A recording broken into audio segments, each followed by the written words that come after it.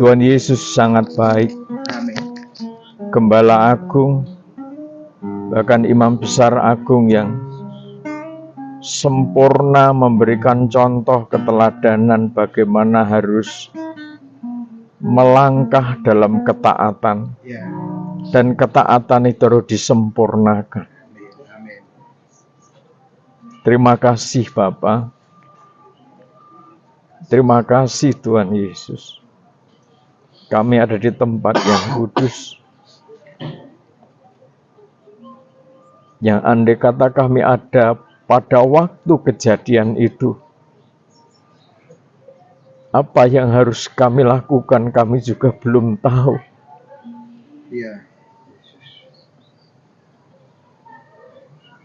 Terlampau berat menurut kekuatan daging, terlampau perih, terlampau menyesakkan proses salib itu. Tetapi itu semua bagi kami,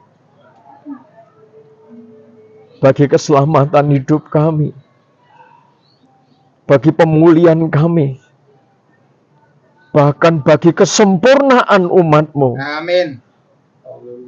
Menjelang kedatangan Tuhan.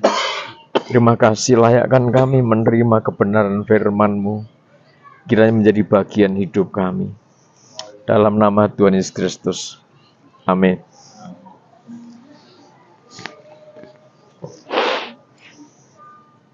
Puji Tuhan, Bapak Ibu masih semangat? Haleluya. Coba beri kemuliaan bagi Tuhan. Kita sekarang berada di area yang ketika waktu itu kita ada, kita tidak tahu harus berbuat apa. Ketika di Taman Getsemane, suasananya sudah semakin terasa bahwa untuk berdoa pun murid-murid tidak bisa bertahan. Tuhan katakan, berdoalah supaya tidak jatuh dalam pencobaan. Berjaga-jaga supaya tidak jatuh dalam pencobaan. Dan saat itu juga, ketaatan itu terus dijalani dengan perih, dengan pedih, dipermalukan seperti domba, dibawa ke tempat pembantaian. Kita jalan pakai kendaraan, kita masih jauh ya, capek. Apa yang Tuhan katakan waktu itu?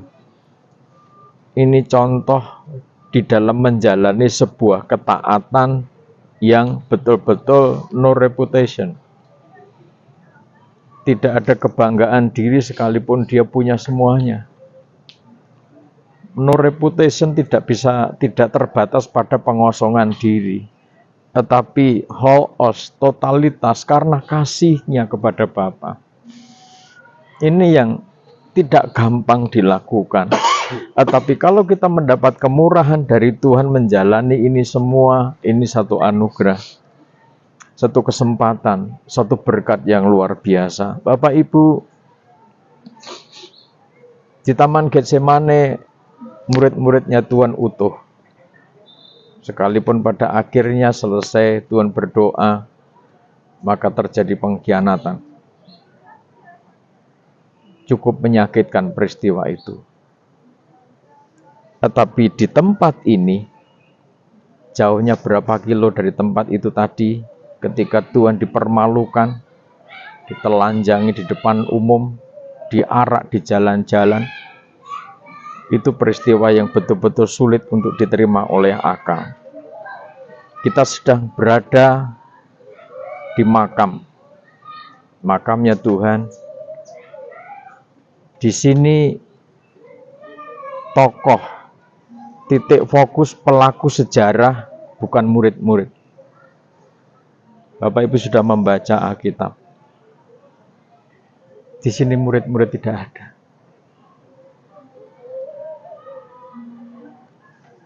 Ketika mayat jasadnya Tuhan tergantung di kayu salib, murid-murid tidak ada yang dekat.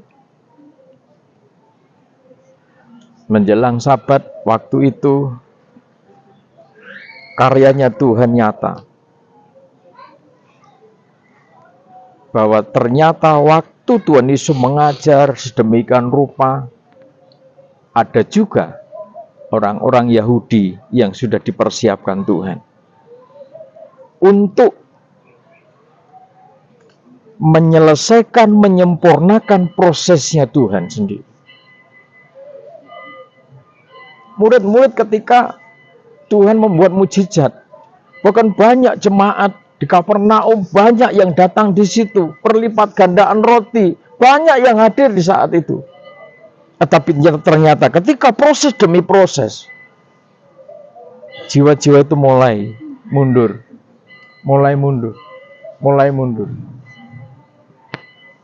Puncak kesempurnaan dari ketaatan, ajaran makrifat tingkat tinggi, mendekati kesempurnaan dari ketaatan yang diajarkan Tuhan kepada murid-murid. Murid-murid belum bisa menangkap kekuatan makrifat itu. Murid-murid harus berproses lagi membangun ketaatannya yang ada di area Golgota. Bahkan yang sampai mengangkat jasadnya Yesus sampai ke makam di sebelah depan sana, ternyata Yusuf dari Arimatea. Ditambah Nikodemus, di mana Nikodemus dengan diam-diam, dengan senyap-senyap belajar kepada Tuhan Yesus pada waktu malam, supaya tidak ketahuan orang. Yusuf dari Arimatea juga begitu. Orang-orang inilah orang-orang yang sangat punya pengaruh. Yusuf itu anggota majelis. Nikodemus juga orang punya pengaruh yang kuat. Dan dikatakan Yusuf dari Arimatea ini memang punya kekayaan. Secara materi mereka diberkati Tuhan. Bapak Ibu, ditambah Maria Magdalena, Maria Ibu Yakobus, ada Salome juga di situ. Tetapi wanita perempuan Yerusalem itu dikatakan di pintu gerbang, tidak masuk ikut mengangkat jasadnya Yesus. Kenapa orang-orang ini yang justru ngurusi jasadnya Yesus?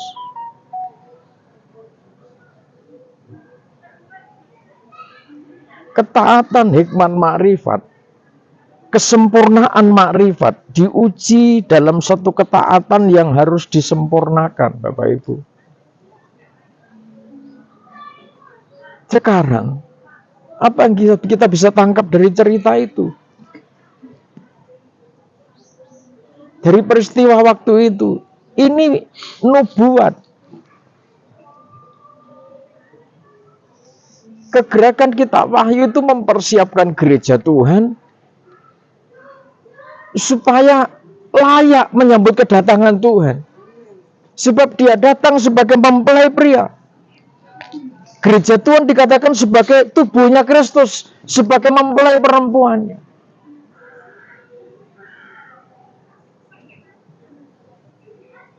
Di sisi lain kita paham bahwa mempelai Tuhan itu berasal dari bangsa kafir dan berasal dari bangsa Israel. Zaitun sejati dan zaitun liar harus disatukan. Apa yang harus kita kerjakan melihat kondisi Israel masih tegar tengkuk? Apa yang harus kita kerjakan melihat bangsa kafir yang masih berpikir tentang personal egonya, membangun dirinya, membangun komunitasnya, tanpa berpikir bagaimana bersinergi sehingga organ-organ tubuh Kristus itu terbentuk dengan sempurna. Bapak Ibu, berbicara tentang tubuh Kristus, kita harus menerima kekuatan makrifat yang dari Tuhan. Kalau tidak bisa.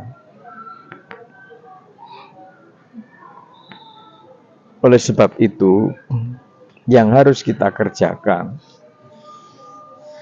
apa yang Tuhan percayakan di pundak, di hati, di perasaan, di pikiran Bapak Ibu sekalian.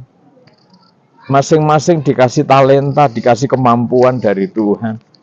Kerjakan itu untuk membangun tubuh Kristus. Amin. Amin. Amin. Kenapa Yusuf dari Arimatea? Kenapa Nikodemus? Kenapa ada Maria Magdala di sana? Murid-muridnya tidak ada di area ini waktu itu. Tragis, ironis orang katakan begitu. Mungkin Bapak Ibu selama ini kecewa sebagai seorang gembala, sebagai orang tua, kecewa melihat kondisi keluarga, kondisi anak-anak, kondisi jemaat. Atau mungkin yang berbisnis seakan-akan bisnisnya mati. Suami istri melihat kondisi seakan mati.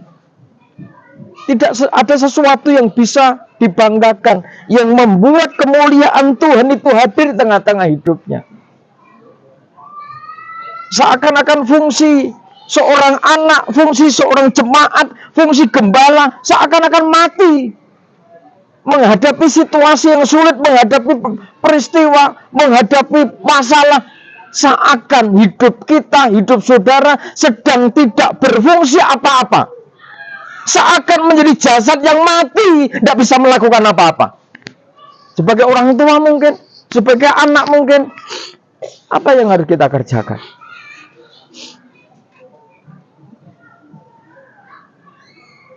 Nikodemus melakukan sesuatu yang terbaik. Dengan risiko dipecat dari anggota Sanhedrin, dipecat dari majelis agama, risikonya tinggi. Di sebab itu, melihat jiwa-jiwa, melihat kondisi gereja Tuhan, melihat kondisi Israel yang sedemikian rupa, apakah kita berpikir untuk memanjakan daging kita? Mari kita berjuang, kita menghargai pengorbanan Tuhan. Pulang dari tempat ini kami percaya ada kekuatan yang tidak terbatas yang dipercayakan pada Bapak Ibu sekalian. Masing-masing sesuai dengan kasih karunia dari Tuhan. Belajar percaya, belajar mengasihi Tuhan dengan segenap hati, segenap jiwa, segenap akal, budi, dan kekuatan. Dibaca kitab Wahyu pasal 10 yang sama pasal 19. Wahyu pasal 19. Langsung ayat 8. Wahyu pasal 19 ayat 8. Dan kepadanya dikaruniakan supaya memakai kain lenan halus yang berkilo-kiloan dan yang putih bersih. Lenan halus itu adalah perbuatan-perbuatan yang benar dari orang-orang kudus. Lenan halus itu adalah perbuatan-perbuatan yang benar dari orang-orang kudus. Tim pelaksana kegerakan kuda putih adalah orang-orang yang hidup di dalam kebenaran karena sudah dikuduskan oleh darah anak domba. Amin. Ini pakaian kita. Melangkah dalam kebenaran firman tidak perlu takut. Apapun risikonya. Mujizat pasti nyata.